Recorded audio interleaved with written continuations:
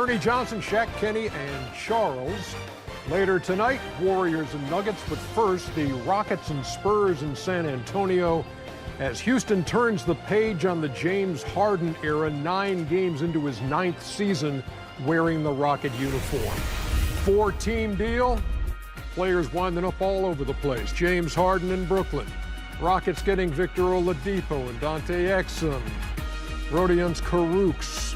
A bunch of picks. The Cavs getting Jared Allen and Taurean Prince from Brooklyn. Karis LeVert, the former Net, now goes to Indiana. Before we start the discussion, we go back a couple of nights. James Harden's last night as a Rocket, what he had to say, and later, what his now former teammates had to say about that. Shaq, you got a problem with how James Harden forced his way out of Houston?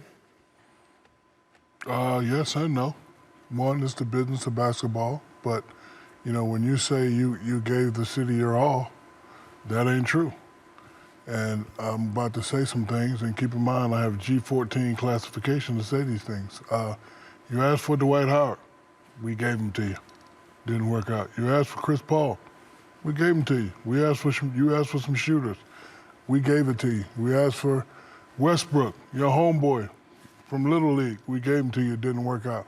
And when you say, I gave you everything, I say, no, you didn't. Because the last 5 games, when it comes to elimination, you're 1-4. You've been shooting 41%, 24% from 3, 32 assists, and 27 turnovers. I used to be like James. I used to come home and complain, man, he didn't do it. And my father, rest in peace, Sergeant Philip Harris, used to say, but what the hell did you do? He ain't do nothing. He ain't step up when he was supposed to step up. So, you know, when you're the man and you make all the money, you make 30, 40 million a year, it's a big responsibility. Chuck has said this many times. When you're the man, you got a big responsibility. It's all on you. So when it comes time to show up, he ain't show up. So I know a lot of people in Houston glad he's gone. So now he got his little super team. He got to win this year. If he don't win this year, it's a bust, period. Is it a given that with Kyrie, Kevin Durant, and James Harden, that they're in the finals? Hell no. You go ahead, Kenny. Okay. First, I did not think you were going to take that approach, Jack. That surprised me. It was not. It surprised me. Not shocking, but it surprised me. I was like, I mean, but is it real? I never thought of it that way until you said it. I honestly never thought of it that way because I've just looked at his production, MVPs, right? Yeah, but listen, when it comes time to show up in that game, that's the game I want to see. I like to hear it because, like I say, I like to hear things I think about.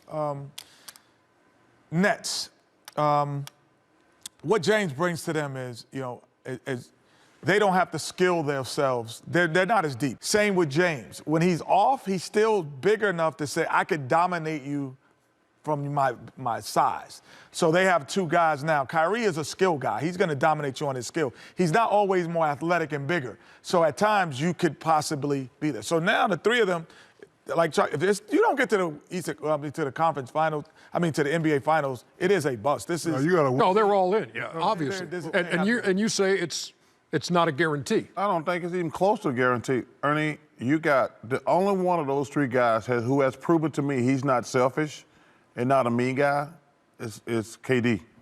KD went to Golden State, and he sacrificed. James Harden and Kyrie Irving have never shown me, like, no, I just want to win. That's the most important thing. He can trust it as a guy who can be part of a championship team. But when he was asked to be a leader in Cleveland, before LeBron there, we can say that was a failure. When he was asked to be a leader in Boston, we can say that could be a failure. And when he went to Brooklyn last, remember, after early season, he's like, we ain't got no players here. So listen, Ernie, when you are the man, it's night and day. You can be all these Robins. You can be, I'll tell you what shows the most. And Ken and Shaq, every coach in football or baseball, I don't know about baseball, in basketball and football, every coach ain't a head coach.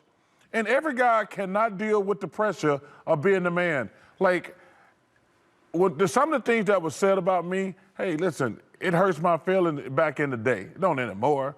But like I say, it's a responsibility, and James and Kyrie have not proven to me, and they don't have to prove it to me, they have to prove it to the basketball world. If they have the 3, and again, we don't know when we'll see Kyrie Irving on the floor again in that Nets uniform, but if they have the 3, do they go all the way? One word comes to mind, and it's sacrifice. And you have to want to sacrifice. I could have took every shot, Ernie, but no, I got to sacrifice. I got to keep everybody involved. I heard Kenny and Charles said they got it from the great John Wooden. True definition of the great player is getting everybody else involved. James could dribble all day, but you got to get Mr. Harris going because you're going to need him when you get doubled. So you have to sacrifice. So now we're going to get back to whose team is it. I'm going to tell you it's KD's team.